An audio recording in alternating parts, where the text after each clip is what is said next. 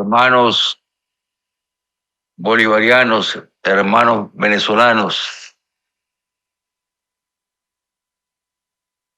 Buenos días, hermano presidente legítimo de la República Bolivariana de Venezuela, Nicolás Maduro Moro.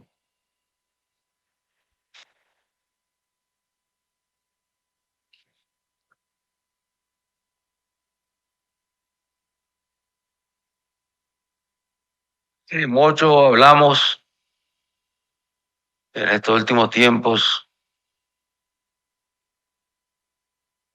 que el fascismo está resurgiendo, se está fortaleciendo. Y me parece que el fascismo no es que se haya iniciado. El fascismo no se origina ni en Alemania, ni en Italia, ni en España. Sí, destacó porque fueron, digamos, los puntos donde el fascismo se desenmascaró.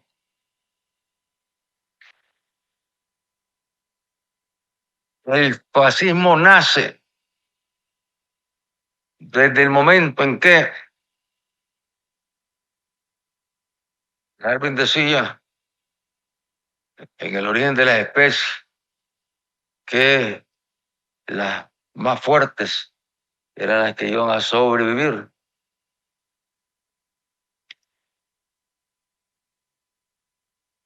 En el origen de las especies también está la especie humana. Y la especie humana, su tendencia fue a imponerse por la fuerza. Desde los orígenes de la humanidad, ahí estaba ya incubándose el fascismo. Y ya no digamos cuándo, como parte de la civilización del desarrollo de los imperios de la Grecia ejemplar, de la Roma,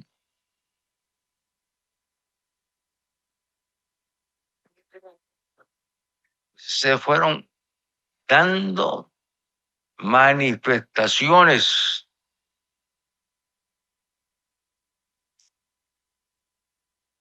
tanto más brutales de las que se dieron después con Hitler, Mussolini y el español.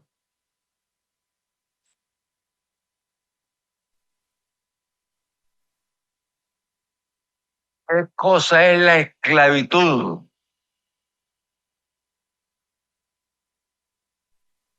Pues ya que la esclavitud es los que instalaron la esclavitud, los que promovieron la esclavitud, los que transitaron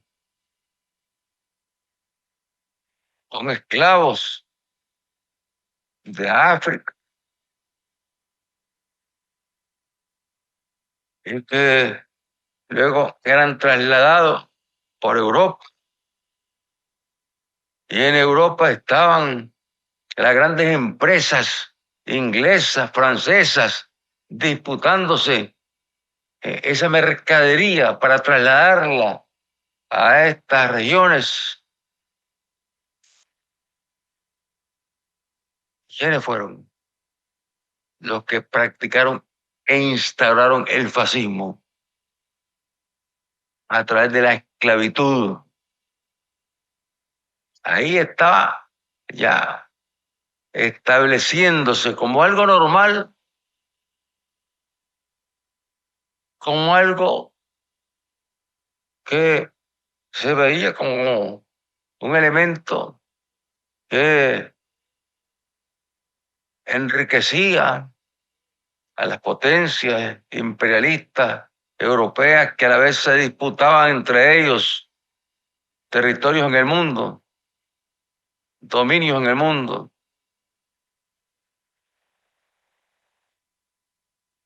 Ahí estaba ya el fascismo. Y lo que se llamó después el desarrollo de la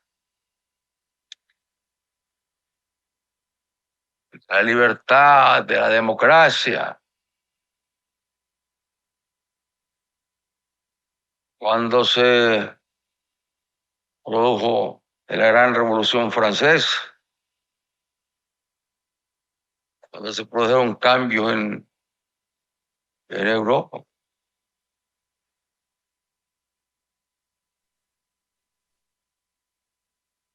¿Sí? Se fue institucionalizando el fascismo,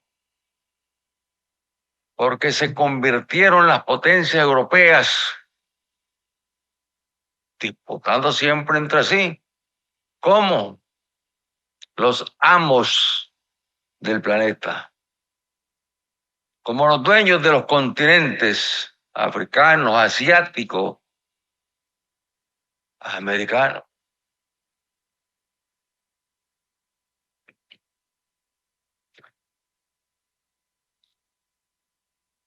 O sea, todo lo que llamamos fascismo, que fue el periodo donde un europeo, un partido democrático europeo, en las prácticas democráticas europeas, llevó a Hitler a la presidencia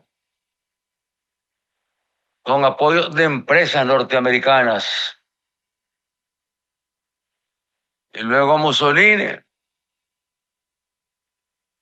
y luego el español Franco, Franco, Franco, Franco que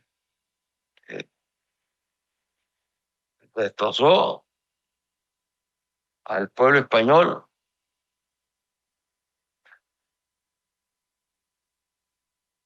Y Franco enlazado con quién? Con otro imperio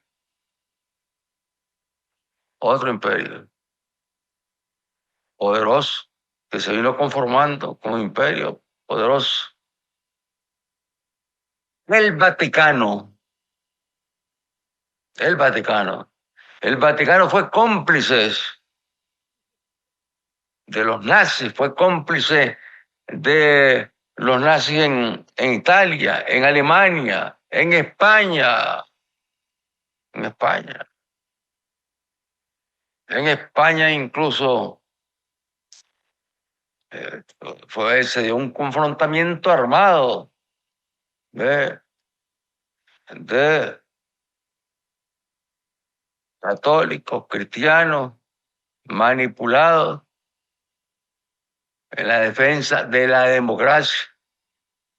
Y hay una guerra,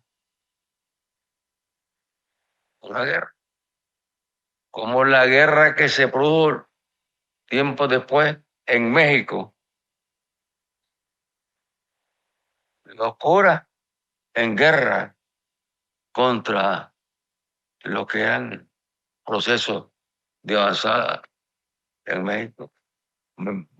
Volando balas, cura. Y no podemos cerrar los ojos a esa realidad. El Vaticano es un instrumento más en todas estas batallas que estamos librando, un instrumento más que es parte del conglomerado del fascismo que en nuevas modalidades quiere dominar el mundo. Y como han venido dominando, invadieron América y fueron 500 años, 500 años. Pero como se logró la independencia y gracias al heroísmo, al patriotismo, al coraje de Bolívar, y no solamente Bolívar, ya señalando a quienes iban a manchar de sangre todo nuestro pueblo, los Estados Unidos, y apelando por lo tanto a la unidad de nuestros pueblos, Bolívar. Y al norte de nuestra América llegaron los otros invasores. Ellos no pidieron permiso para llegar a México, los británicos, a España, perdón, a Estados Unidos. Los españoles no pidieron permiso para venir a América. Los europeos que siguieron emigrando hacia los Estados Unidos, lo que hacían era asesinar a los pueblos originarios, destruir su cultura, destruir su formación de vida, su desarrollo, igual que en nuestra América. Esas son prácticas fascistas, que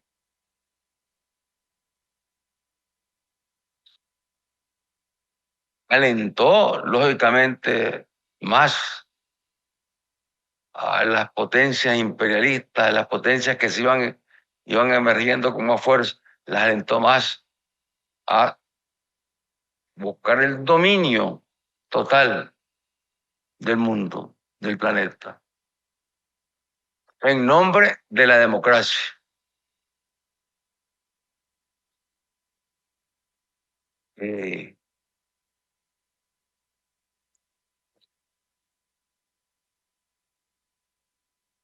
Luego, yo iría pasando por el mayor acto de terrorismo que se ha cometido en el mundo. Ya fue el lanzamiento de bombas atómicas en Hiroshima y Nagasaki, lanzadas tranquilamente por el gobierno de los Estados Unidos y aplaudidas por los gobiernos que en Europa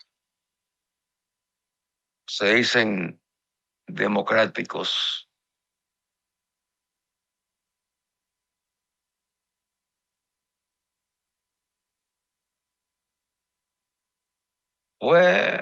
Fueron dos actos de terrorismo que produjeron muchos más muertes y muchos más daños en el largo plazo que los actos de terrorismo en las torres de Nueva York.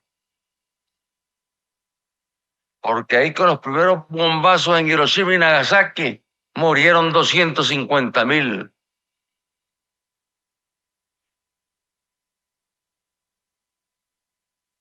Y luego, con las radiaciones que quedaron en el ambiente, murieron otros 200,000 ciudadanos por enfermedades provocadas por las radiaciones no fue un ataque a una base militar, fue un bombazo a dos ciudades pacíficas donde no habían frentes de guerra. No lanzaron las bombas en los frentes de guerra, sino que se las fueron a lanzar de forma cobarde contra los pueblos para obligar a la rendición de Japón.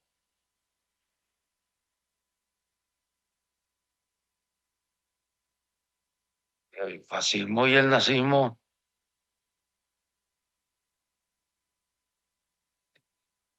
después de la historia,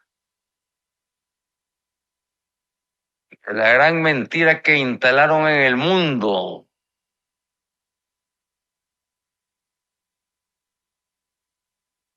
de que la democracia,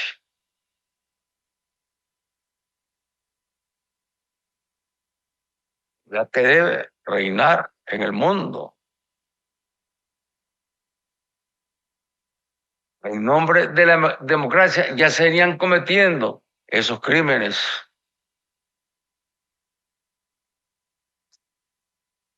En nombre de la democracia se han producido todos esos crímenes que nos enumeraba Nicolás en el mundo. Invasiones con miles y millones de muertos, ocupación de naciones como Argelia con más de 2 millones de muertos. La democrática Francia, la democrática Francia. No hay democracia. No existe la democracia tan pregonada en los países europeos ni en los Estados Unidos de Norteamérica. Ahí, en todos estos países, los que dominan son los intereses económicos, militares, dominantes de los que promueven prácticas fascistas para hacer realidad ese dominio. Y entre ellos, entre las potencias, pues claro que hay sus rivalidades, pero al final se ponen de acuerdo. Crímenes más horrendos lo estamos viendo todos los días en los medios de comunicación que los que está cometiendo el gobierno judío, porque el pueblo judío no merece respeto y el pueblo judío fue víctima también del nazismo y del fascismo. Son más de 6 millones de ciudadanos que fueron exterminados en los campos de concentración de los países europeos que en esa época eran democráticos, se presentaban como democráticos, donde gobernaba el Führer en Alemania, cuántos campos de concentración,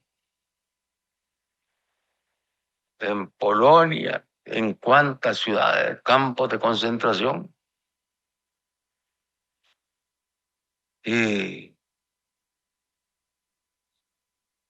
a pesar de tantos crímenes, de tanta brutalidad,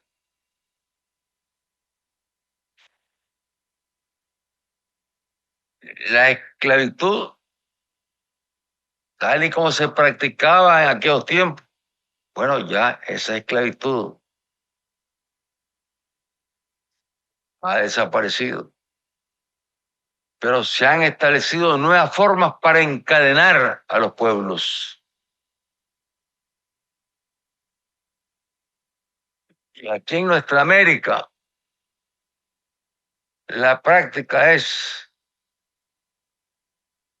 el chantaje.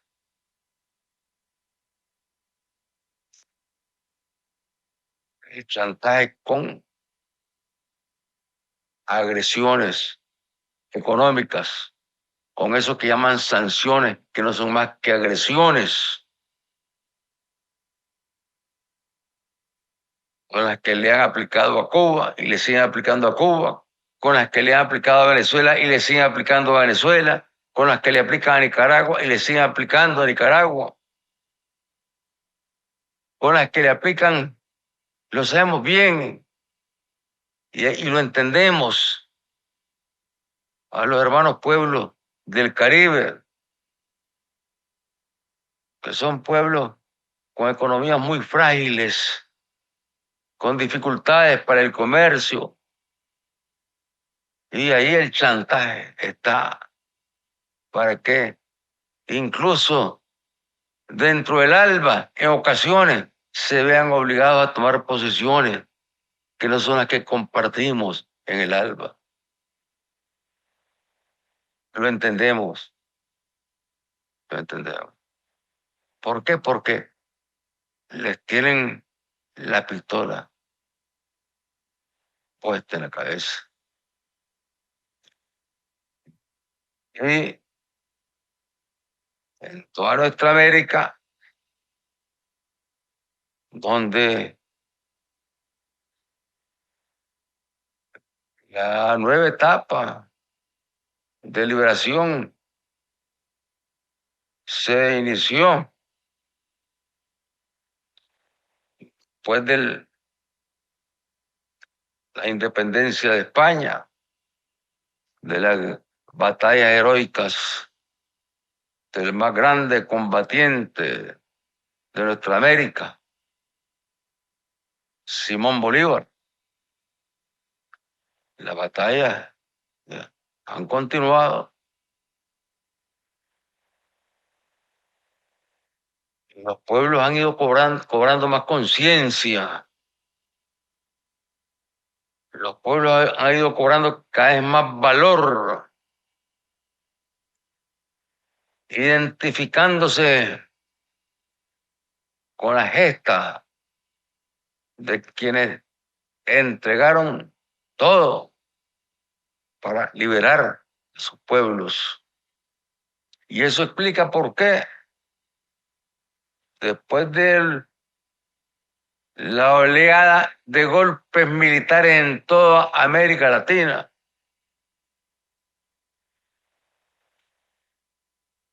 lo ha movido organizada por los imperialistas yanquis y acompañada por los imperialistas europeos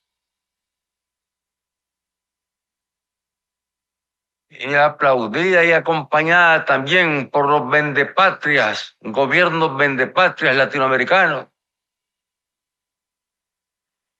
Como a pesar de que tenían oprimida a nuestra América,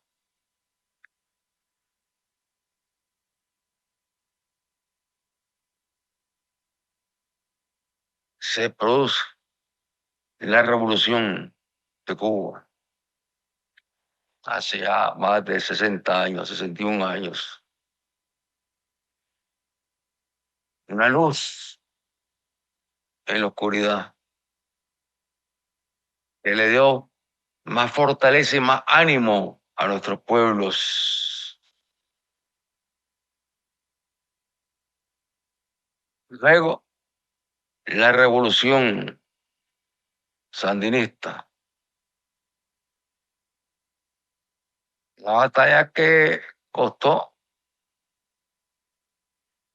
más de 100,000 muertos en dos etapas. Primero, la batalla contra Somoza, que era mantenido por los yanquis, que tenía tropas yanquis ahí en Nicaragua,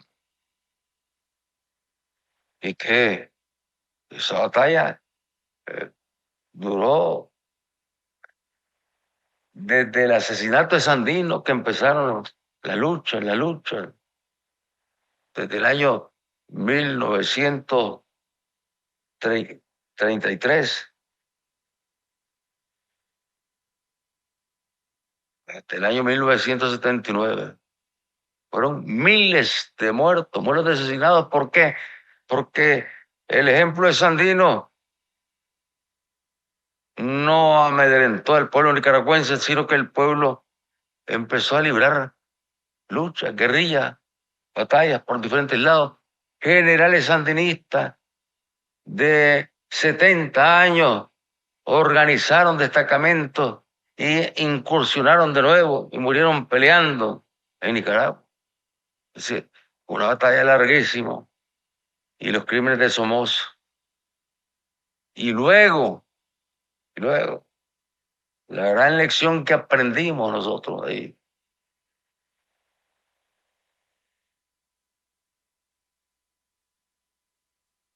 Con el imperialismo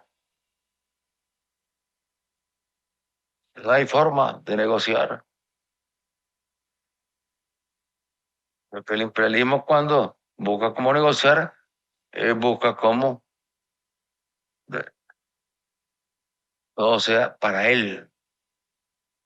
Y si no, pues entonces ya busca cómo destruir al gobierno, busca cómo matar a los dirigentes. Y yo le decía a Ralph en el acto del 44 aniversario de la Revolución Sandinista, que me planteaba a Ralph que conversáramos con los Estados Unidos, que buscáramos entendimiento.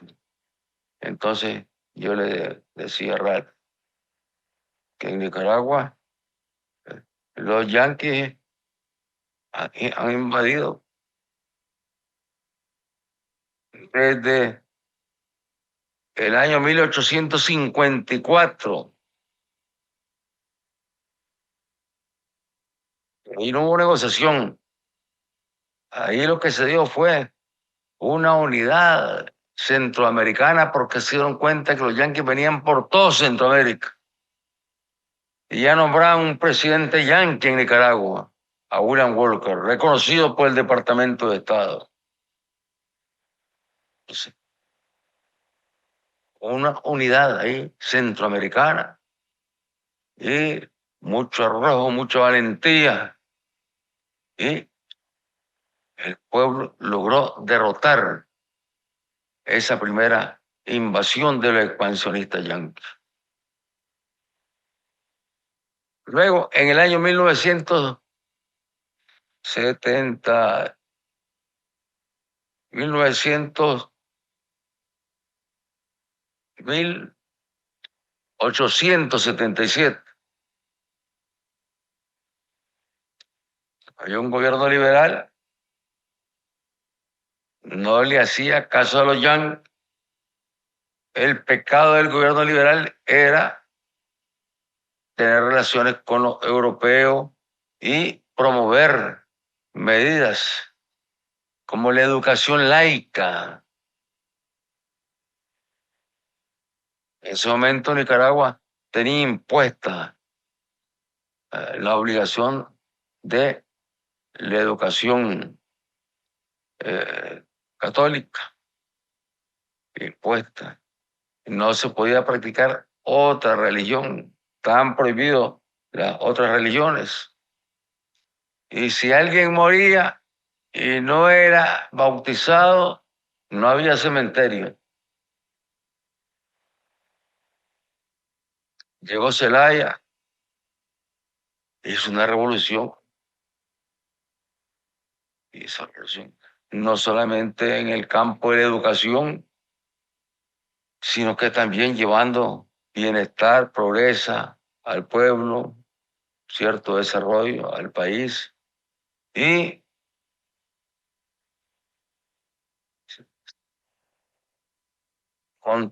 contactándose con otras naciones, intentando la construcción del canal por Nicaragua. Ah, pero está la doctrina Monroe. La doctrina Monroe no permitía que estos países tomaran acuerdos con otros países, aunque fuesen imperialistas también, como los europeos, porque se les estaban metiendo en su territorio, se sentían dueños de estos territorios. Y como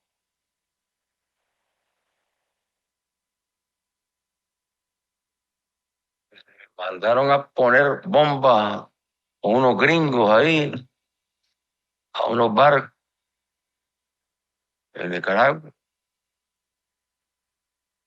y Zelaya ordenó que los buscaran, que los capturaran, y los capturaron.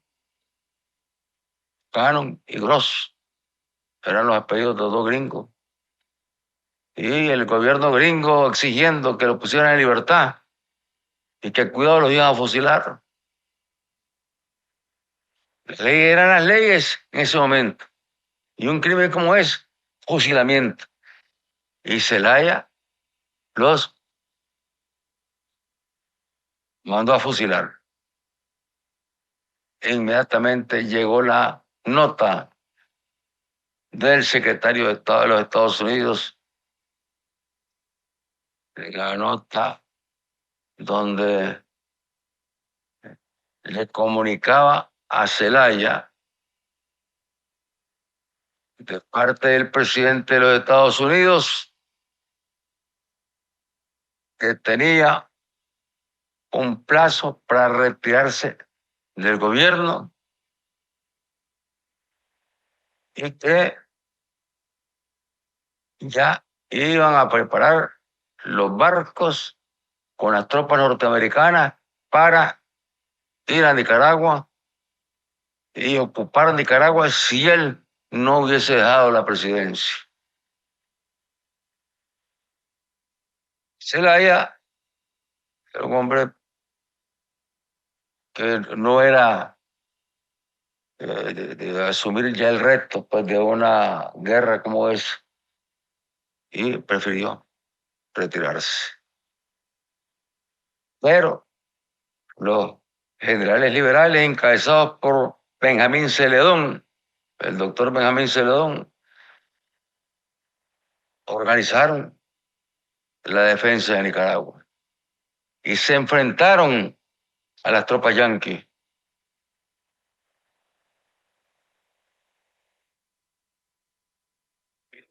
Un monumento, un cerro que se llama el Coyotepe, que es donde se atrincheró Zelaya, Celedón con sus tropas, y donde los gringos mandaron a altos oficiales de su tropa que ya tenían cercado a decirle a Celedón que se rindiera y que le ofrecían el cielo y la tierra. Y Celedón respondió con una carta que le mandó a su esposa, y donde le decía que él, por honor a ellos, a su familia, a la patria y al pueblo, no se iba a rendir. ¿Ve? Y que entendiera que su muerte, ¿ve?, era un deber antes que rendirse. Y el 4 de octubre, día de su cumpleaños, matan a Celedón. Y lo pasean los yanquis por las calles de los puertos, de los pueblos, para que los pueblos se aterroricen y no sigan peleando contra los yanquis. Y en una de las calles está un muchacho de 14, 16 años, un muchacho, que no es político, pero que tiene coraje, tiene amor a la patria. Sandino. El Sandino cuando él cuenta después cómo le ardió, cómo le dolió la humillación a que estaban sometiendo a Nicaragua. Y ahí mismo él se comprometió a luchar contra los yanquis. Y luego empezó la batalla de Sandino. Y como no lograban derrotar a Sandino, ya por acuerdo, ya un acuerdo con el presidente, entonces las tropas se retiraban y luego ya venían a firmar otros acuerdos para ver la forma en que se iba a incorporar Sandino con su gente a la vida social, económica, productiva del país. Su propuesta, Sandino, era organizar cooperativas en el campo, ¿sí? Y mejorar las zonas. Entonces se van los yanquis. Eran lógicamente la misión yanqui en Managua, el embajador yanqui en Managua, los agregados militares yanquis en Managua, los asesores yanquis del ejército que habían organizado aquí con Somoza. Y en esas circunstancias, el presidente le dice a Sandino pues que ya pueden empezar a... Sandino está en la montaña, todavía no ha bajado. Entonces, los generales de Sandino le dicen, no vaya, no vaya, general, que lo van a matar. Y Sandino responde, nuestro objetivo ante el pueblo era derrotar a los yanquis, expulsarlos de Nicaragua. Ya no están, lo hemos logrado. Ahora nuestra lucha es más complicada porque tenemos que luchar contra un enemigo que el pueblo no está viendo. Por lo tanto, tenemos que asumir el reto de buscar acuerdos que nos permitan ir avanzando en la lucha contra este enemigo que el pueblo no está viendo. ¿Por qué? Porque los yanquis ya no estaban con sus tropas combatiendo al pueblo nicaragüense. Entonces, pero le insistían los generales que no. Pero él viajó a Managua, hicieron las primeras firmas, luego retornó donde estaba el mando para ver los siguientes pasos de la última firma, bajó de nuevo a Managua y en esa ocasión, después de las firmas, el presidente invitó a Sandino a una cena en la presidencia. Allá fue Sandino acompañado de sus generales. Y el presidente invitó a la cena a su hijo. El presidente realmente era un hombre que no era entregado a los gringos, pero no tenía, digamos, tampoco la fuerza como para que se acatara lo que él estaba haciendo. Él pensó que Somoza y los gringos iban a acatar lo que ellos estaban firmando. Luego que firmaron, cuando Sandino viene bajando de la presidencia, lo están esperando en combinación con el embajador yanqui, Somoza. Pero días antes,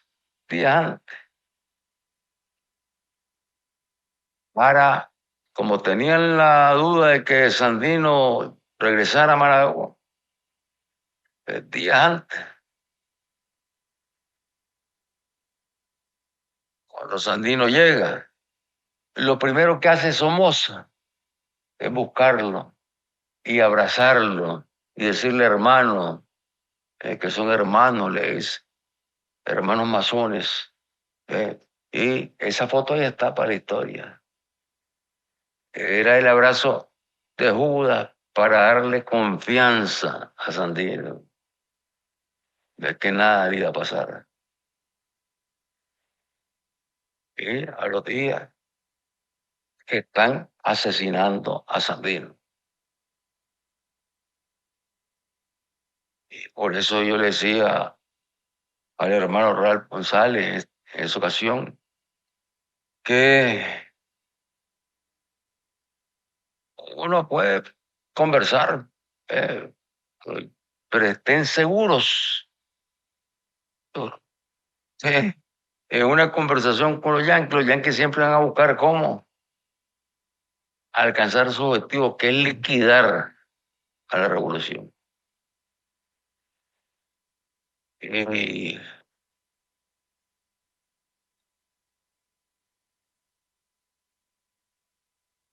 luego, ese periodo que nos narraba Nicolás de golpes de Estado en América Latina, dictaduras, tiranías por todos lados, los yanquis dominando, eran los dueños, bueno, Cuba.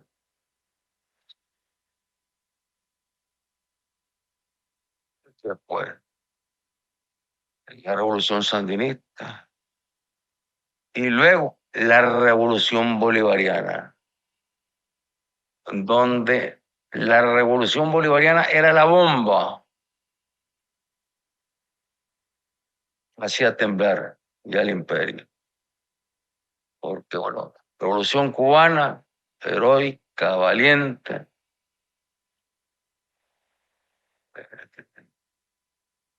pero lógicamente un país con pequeño, una economía pequeña y ya sufriendo el bloqueo.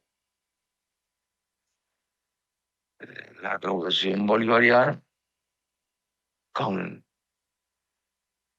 el comandante Hugo Rafael Chávez Frías al frente, triunfando con una gran fuerza, con una gran potencia, una explosión.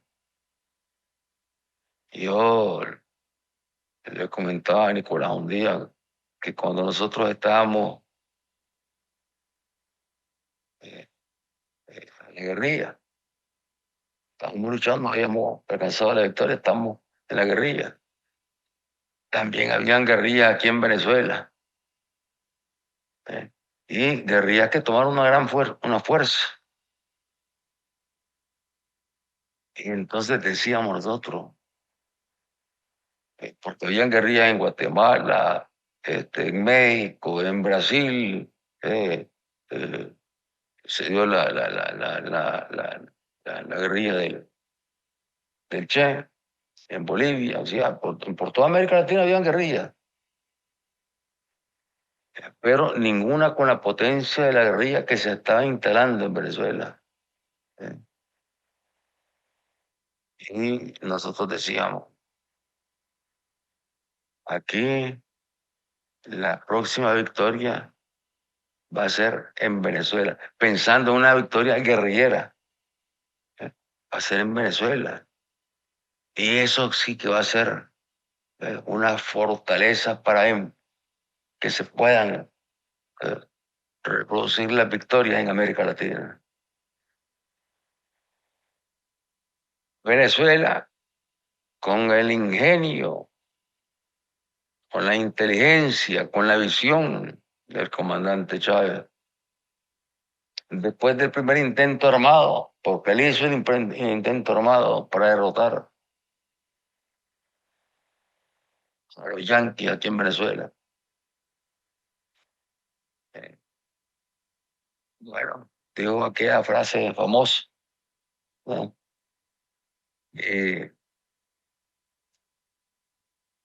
Lo que digo se hizo realidad. Cuando decidieron, bueno, irse por la vía electoral. Y yo lo he dicho en Venezuela varias veces, y lo dije en vida del comandante Chávez, comandante eterno, lo dije. ustedes han logrado aquí romper la ley de la gravedad, porque han hecho algo que no tiene precedentes en América Latina, porque en Chile triunfó la revolución, pero ahí nomás la demolieron. Pero además, este, en Venezuela, la revolución triunfó con una gran fuerza. Eh, En Chile, las votaciones eran un poco más apretadas y la derecha tenía mucha fuerza en el Parlamento y no, no digamos en el campo económico. Aquí la victoria fue arrolladora, que no solamente produjo una explosión de alegría en el pueblo venezolano, sino que produjo explosiones de alegría en todos los pueblos de nuestra América.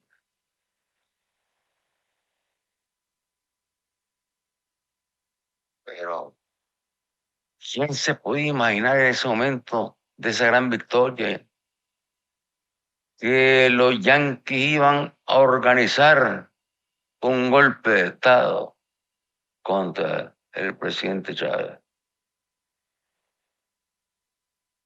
O sea, están tan irritados,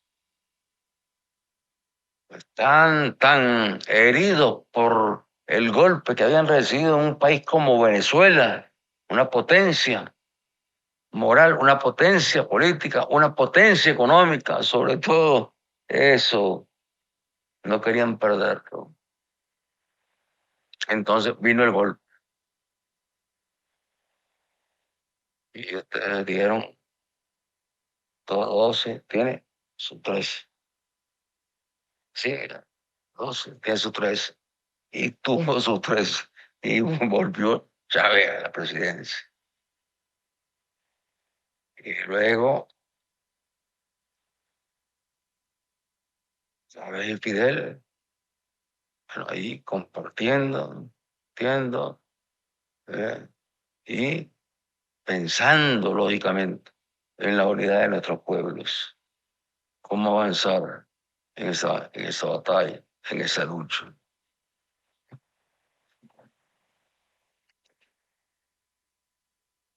Y por eso, por eso,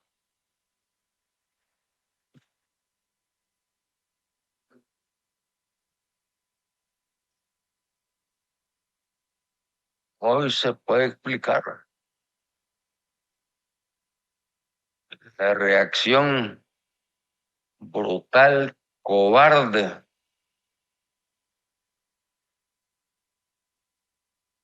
de países, de gobiernos de países latinoamericanos, porque estoy seguro, estoy convencido que los pueblos latinoamericanos, su inmensa mayoría, los campesinos, los trabajadores, la juventud, está con Nicolás Maduro, está con la revolución bolivariana. Pero gobiernos serviles, traidores, arrastrados, gobiernos que se han presentado como muy progresistas, como muy revolucionarios. eh,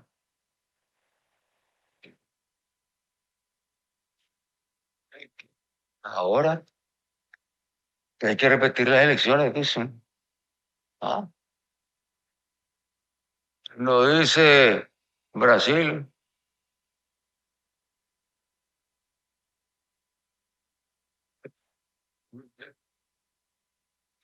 Lula, eh, pero sí, en Brasil, cuando después del triunfo fuimos allá a visitarlo como dirigente de los sindicatos, mucho camiriño, mucho, pero yo diría que Lula, bueno, quiere hacer lo que nos propone Ralph, que cree que eso se puede resolver dialogando, eh, dialogando. El que te pongan enfrente de dialogar, va a dialogar por los gringos, y los gringos jamás van a aceptar al gobierno que eligió y decidió el pueblo bolivariano.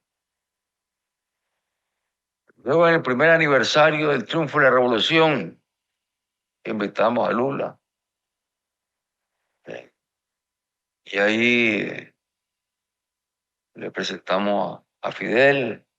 eh, Ahí, lógicamente, él, una personalidad con mucha fuerza, como eh, dirigente de los trabajadores, y luego ya organizando el partido, compartíamos todo. eh. Pero entiendo las dificultades, lógicamente, que tiene Lula.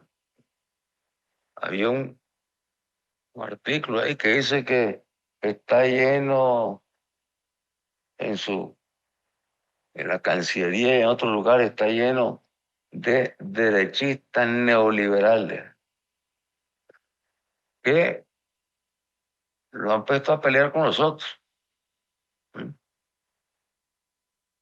Un día que fue a visitar al Papa, Lula, después llamó, y llamaron de la Cancillería este, brasileña y le estaban este, pidiendo eh, este, que él quería hablar, ¿ve? Conmigo, ¿ve? Porque tenía un mensaje del Papa, ¿ve? Entonces, primero, si el Papa, que es un Estado, ¿ve? Está claramente a favor del imperio, quiere comunicarse con nosotros, lo puede hacer. Continuamente nos comunicamos con ellos, con el, ¿cómo se llama? El canciller Parolín. Con el canciller Parolín. Ya varias pláticas se han tenido con él y se le habla con toda claridad. Se le habla con toda claridad. ¿Ve? Y Parolín pues escucha. Y ahí se... Entonces, no necesitamos intermediarios nosotros, ni le pedimos a Lula que fuera intermediaria. Entonces, no le respondimos a Lula y él se molestó. Fue en una entrevista, entonces él le preguntan, eh, ¿por qué el dictador, pues que había sido revolucionario, se haya convertido en otro Somoza? Pregunta el periodista. Entonces él responde que efectivamente que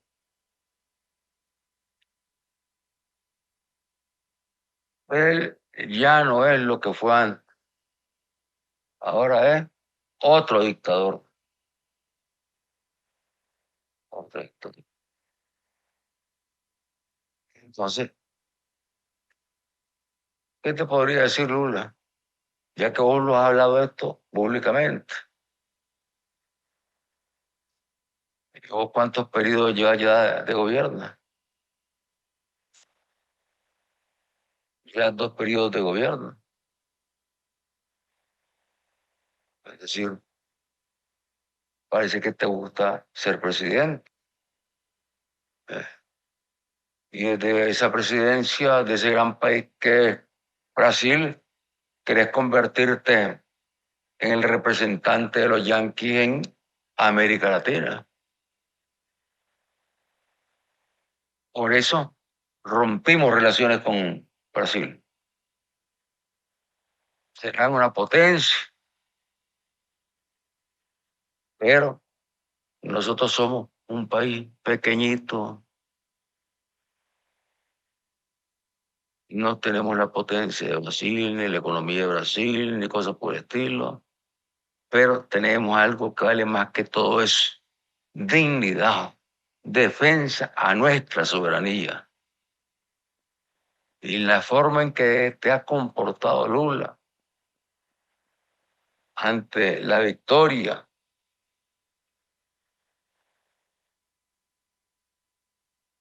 del presidente legítimo de Venezuela de una forma vergonzosa.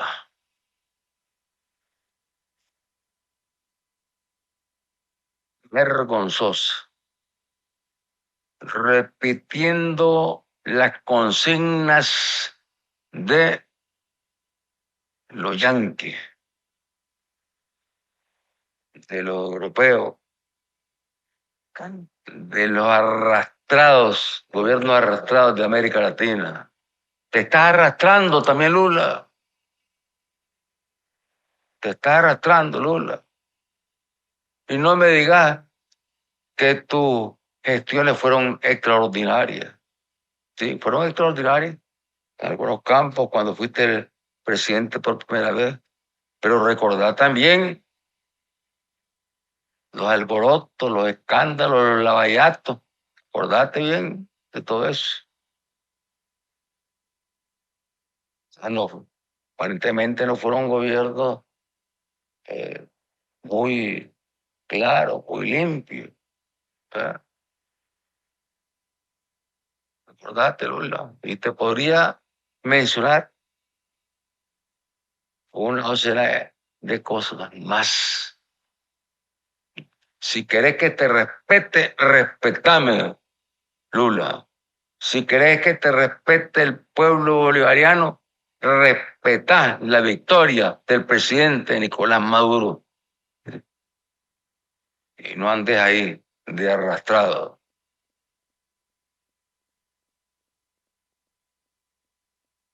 A Petro, ¿qué le puedo decir a Petro? Pobre Petro, pobre Petro. Y a Petro lo veo como compitiendo con Lula a ver quién va a ser el líder que va a representar a los yanquis en América Latina. Así lo veo a Petro. ¿Sí? Porque el pobre Petro no tiene la fuerza que tiene, lógicamente, Brasil. Brasil es el gigante de América Latina, ¿eh? El gigante. Pero con ese gobierno que tiene de Lula, no es el gigante bueno, es Goliat queriendo arrasar con David en América Latina. Y no lo va a poder hacer Lula, no lo va a poder hacer.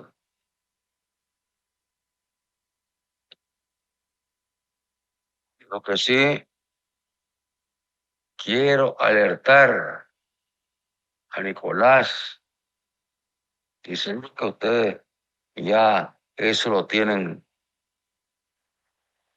pensado, lo tienen analizado y están preparados.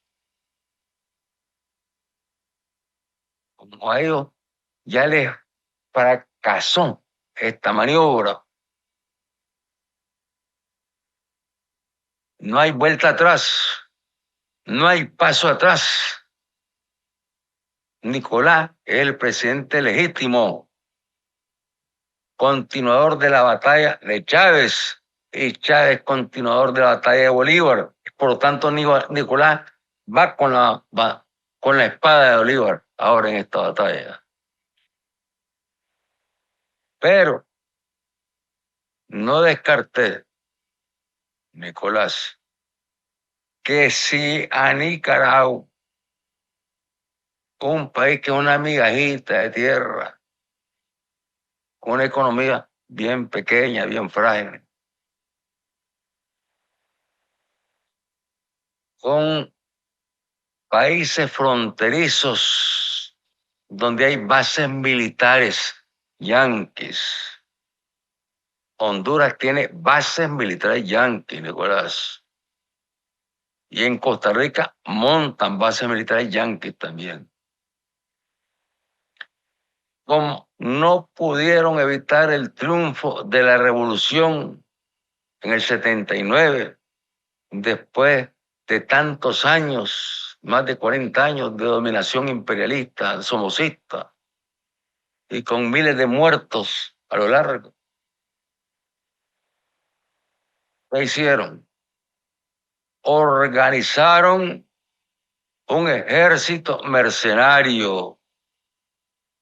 Y vos sabés bien, Nicolás, que ese ejército mercenario, Petro no lo veo que lo vaya a alimentar, pero es que en Colombia ahí están los, los mercenarios, el presidente Uribe. Uribe. Ahí está Uribe. Está Uribe. ¿Vos has escuchado a todos esos presidentes o expresidentes colombianos cómo se están pronunciando en contra de Duque, en contra de la victoria del pueblo bolivariano? Ahí hay bases militares, yanquis. Y por lo tanto, no descarten,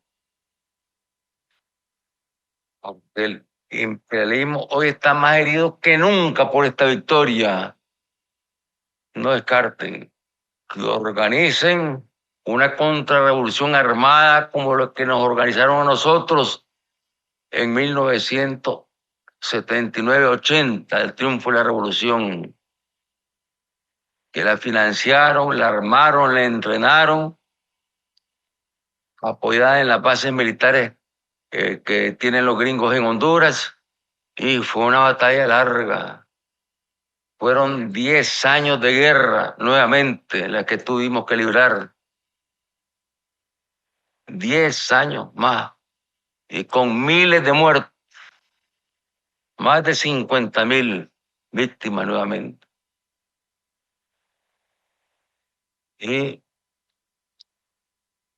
logramos derrotar a ese ejército de mercenarios. Pero aquí la talla sería mucho mayor, porque se involucran al ejército de Colombia, se involucran a los mercenarios colombianos, a los asesinos colombianos, a los narcotraficantes colombianos.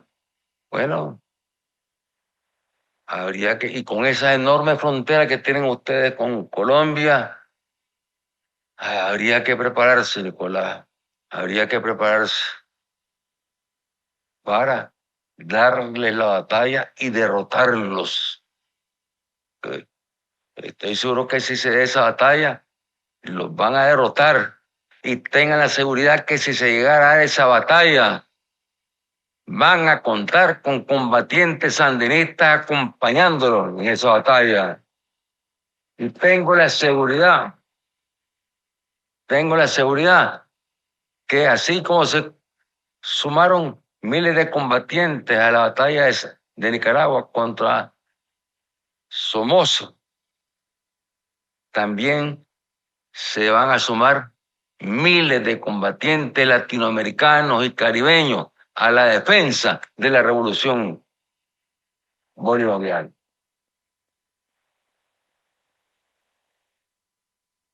Voy a concluir, Nicolás, Creo que ahora me fui un poquito más largo que Tío Ralph. Mm. Voy a, ya a concluir, sí. Voy a concluir de, con, porque esto es actual, es vigente. Este fue la primera cumbre de La Habana, el 14 de diciembre del 2004. Entonces, ahí, en esa cumbre, ya,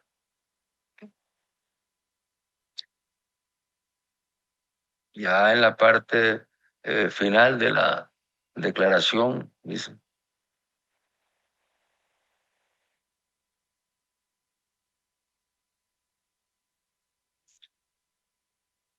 coincidimos en que la alternativa bolivariana para las Américas, ALBA, propuesta por el presidente Hugo Chávez Frías en ocasión de la tercera cumbre de jefes de Estado y de Gobierno de la Asociación de Estados del Caribe, celebrada en la isla de Margarita en diciembre del 2001, trazó los principios rectores de la verdadera integración latinoamericana y caribeña, basada en la justicia, y nos comprometemos a luchar conjuntamente para hacer realidad. Asimismo, que el principio cardinal que debe guiar el ALBA es la solidaridad más amplia entre los pueblos de América Latina y el Caribe, que sustentan el pensamiento de Bolívar, Martín, Sucre, O'Higgins, San Martín, Hidalgo, Petión, Morazán, Sandino y tantos otros próceres sin nacionalismo egoístas ni políticas nacionalistas restrictivas que nieguen el objetivo de construir una patria grande en la América Latina, según la soñaban los héroes de nuestras luchas emancipadoras. En tal sentido, coincidimos plenamente en que el ALBA no se hará realidad con criterios mercantilistas ni intereses egoístas de ganancias empresariales o beneficios nacionales en perjuicio de otros pueblos. Solo una amplia visión latinoamericanista que reconozca la imposibilidad de que nuestros países se desarrollen y sean verdaderamente independientes de forma aislada será capaz de lograr lo que Bolívar llamó ver formar en América la más grande nación del mundo, menos por extensión y riqueza que por su libertad y gloria, y que Martí concibió como la América nuestra, para diferencia de la otra América expansionista y de apetitos imperialistas.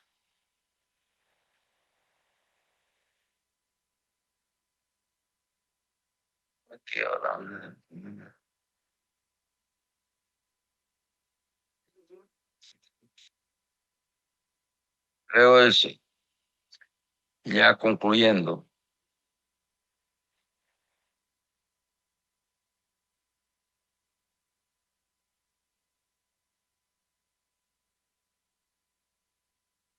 concertación de posiciones en la esfera multilateral y en los procesos de negociación de todo tipo con países y bloques de otras regiones, incluida la lucha por la democratización y la transparencia en los organismos internacionales, particularmente en las Naciones Unidas y sus órganos. En el año en que se conmemora el 180 aniversario de la gloriosa victoria de Ayacucho y de la convocatoria al Congreso Anfictiónico de Panamá, que trató de abrir el camino a un verdadero proceso de integración de nuestros países, frustrado desde entonces, expresamos nuestra convicción de que ahora, finalmente, con la consolidación de la revolución bolivariana y el fracaso indiscutible de la política neoliberal impuesta a nuestros países y los pueblos latinoamericanos y caribeños, se encuentran en el camino de su segunda y verdadera independencia, el surgimiento de la alternativa bolivariana para la América, propuesta que el presidente Hugo Chávez Frías es en su mejor expresión, suscrito en La Habana a los 14 días del mes de diciembre del 2004, Fidel Castro Ruz, presidente del Consejo de Estado de la República de Cuba, Hugo Chávez Frías. Y yo, ¿qué les puedo decir? ¿Qué le podemos decir? Fidel, Hugo, no les vamos a fallar. Vamos adelante con Nicolás.